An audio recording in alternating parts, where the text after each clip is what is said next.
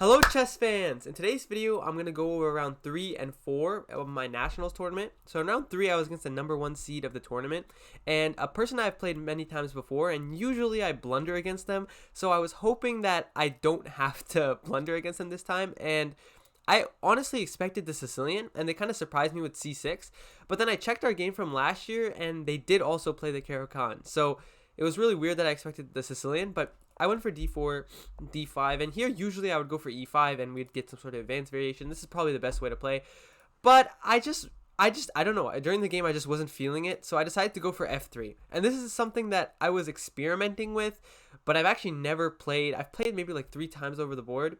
No, not 3 times over the board, 3 times online, so this was a very risky choice. And immediately, the only 2 moves I know are takes, and e5. This is a move that I used to play as black when I played the Caro Kann. And the other move I know is e6. And I know these are both moves. And I know g6 and this I just would go for the English attack. So I wasn't too worried about this. But yeah, the move my opponent played, queen b6, is the 4th most common move. And I had already no idea what to do. So I made sure that immediately after this I booked up on it.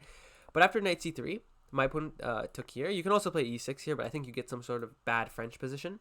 So after e takes, here my opponent goes e5. And the idea of e5 is if I ever take, I have these sort of dark squared weaknesses. Immediately, I think bishop c5 could be winning. Actually, no, apparently bishop c5 here is losing to bishop c4, which is just absolutely ridiculous.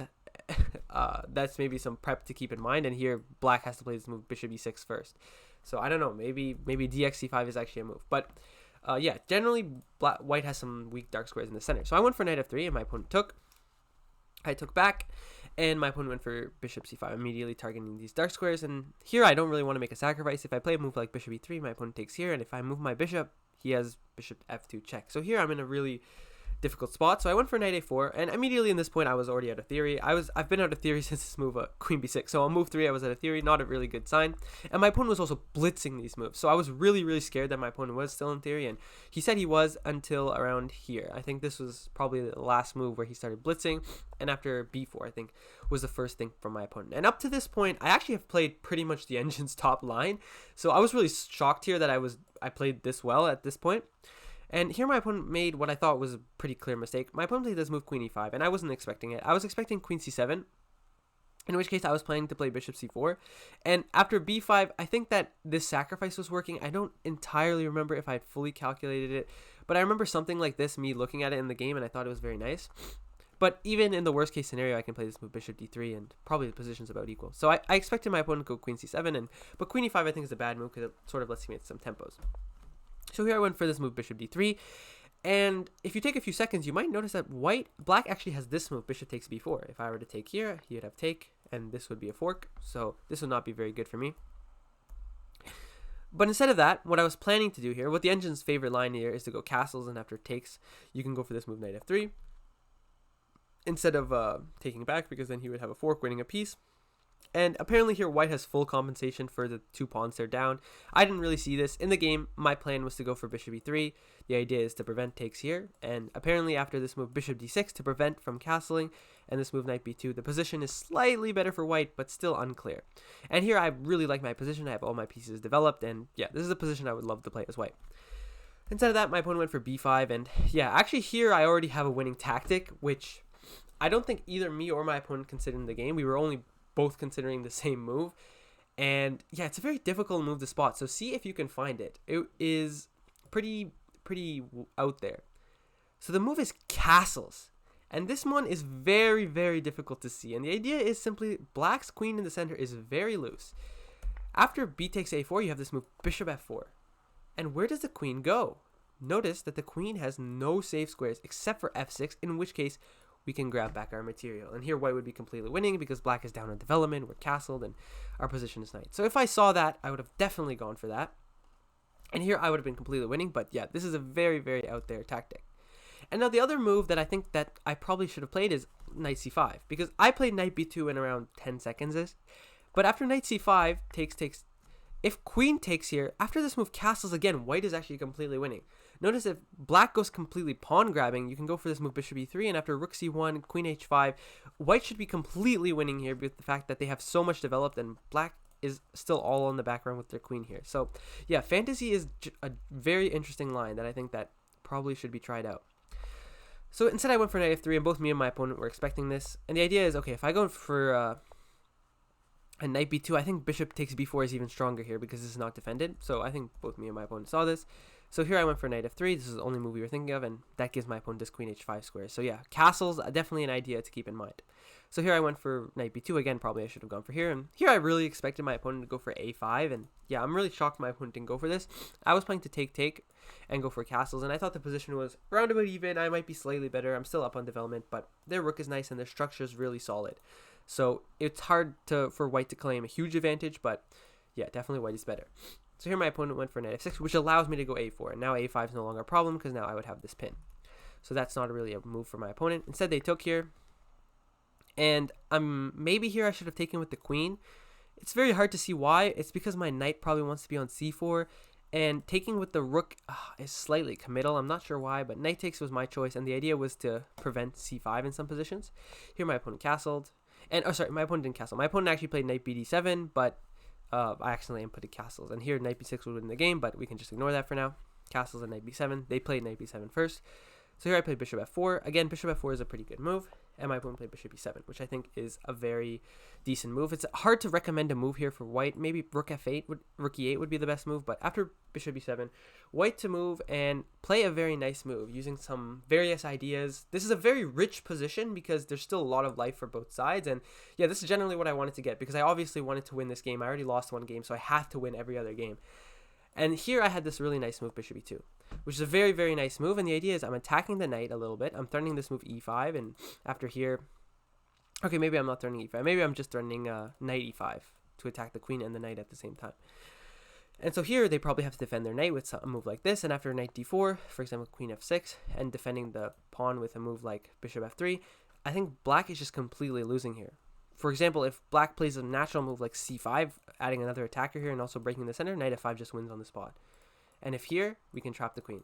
So yeah, that's a very, very nice move to spot this bishop e2 move, which would have been winning again. But again, I missed it. So I had a lot of chances in this game, and I continually missed them. Instead, I went for this knight d4 move, which maybe was affected by the fact that my opponent was higher rated than me. I saw that I would get a better position after the takes here, because I have this nice knight f5 square, and my opponent's structure on the queen side is also weak. But after it takes here, I kind of underestimated the fact that the queen was so weak.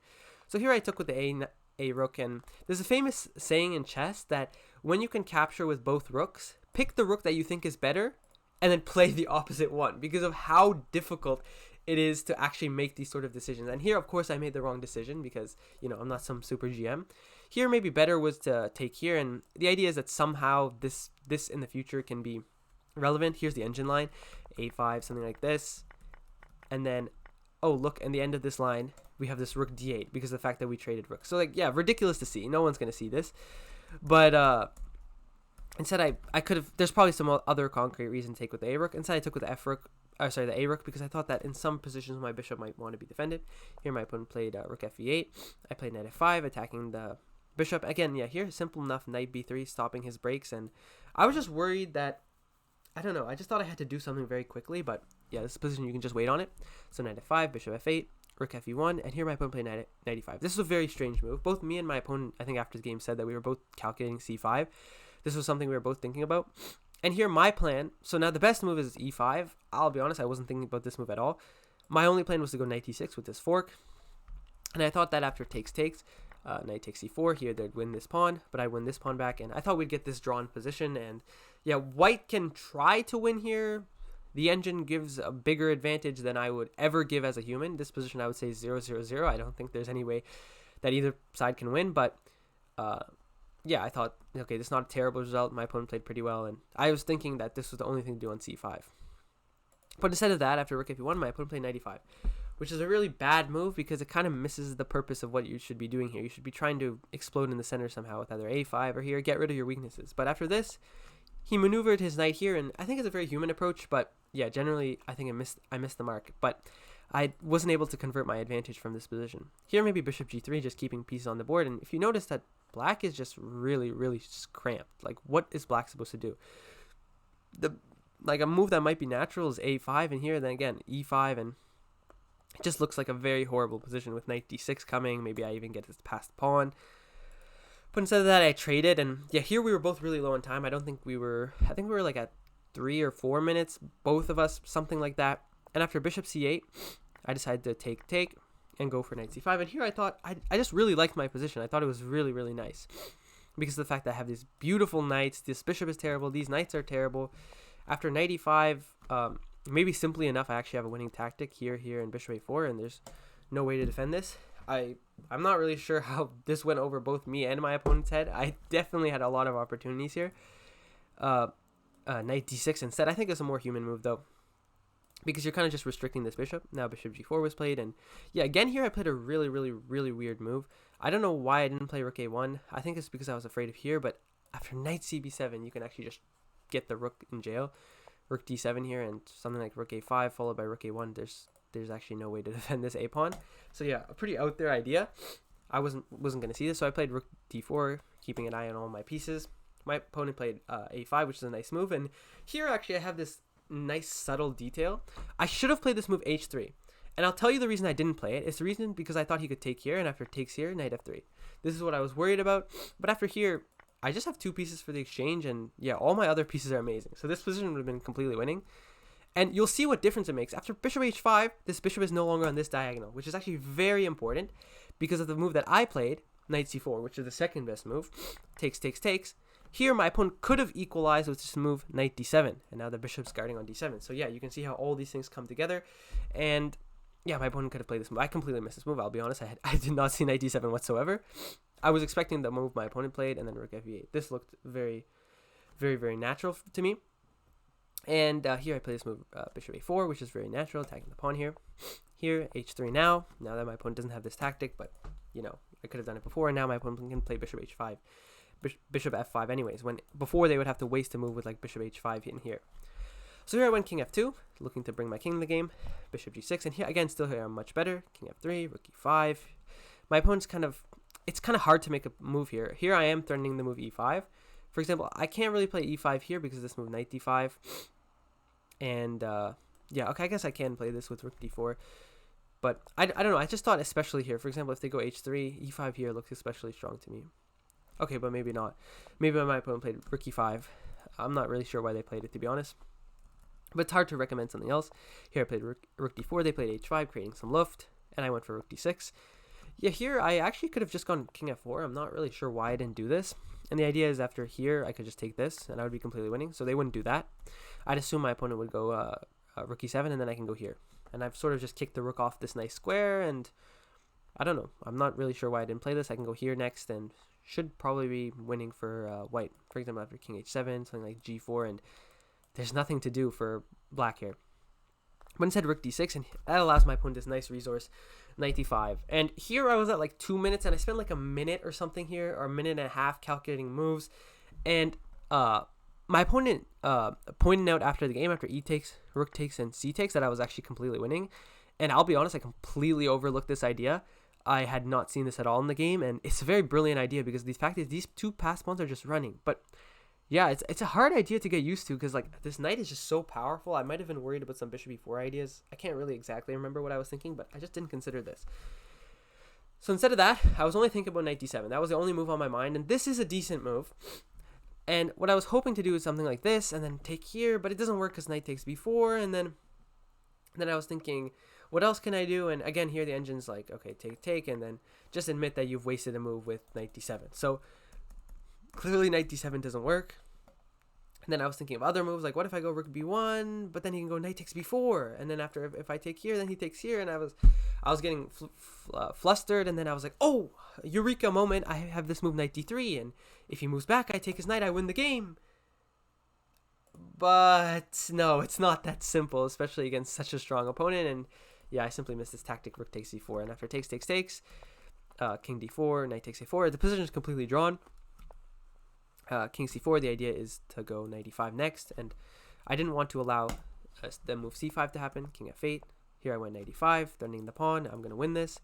c5, b5, and yeah, at this point, oh, I do not think my opponent played it, sorry. I think my opponent played king e7 first, and then I went rook a6, and now knight b2. But the move order doesn't really matter. We got to this position, and okay, again, I'm winning. But from here, we both have like 10 seconds. I think my opponent has like 20 seconds. I have 10, and or something like that. We both have really low time. And okay, the game could go either way. White's slightly better here, clearly, because my pass pawn is stronger, my piece is more active.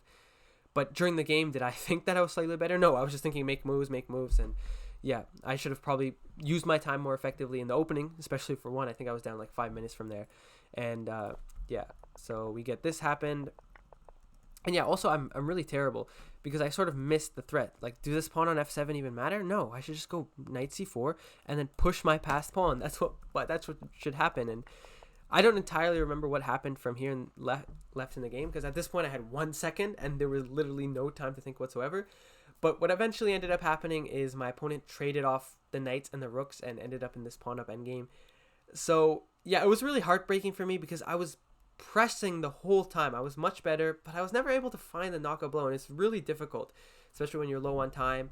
I'd say if I was in a classical game, this game would have been probably a lot more chaotic, for one, because I would have taken more time throughout the various positions I was winning. But yeah, I can't really be discouraged from this because of the fact that, okay, I was winning this game for most of the time. Not winning, but I had some chances to win the game, and I didn't find them, and I ended up losing. Not really losing, because like, okay, I could have drawn that if I had like even 1 minute on the clock. But okay, yeah, anyways, these sort of things happen in these quick chess tournaments, and yeah, I just had to recover from this and come back in the next game. Thankfully, the next game was against probably the easiest opponent. No, actually I had one opponent that was lower rated than this, but probably the lightest round that I had to do here was a big rating mismatch.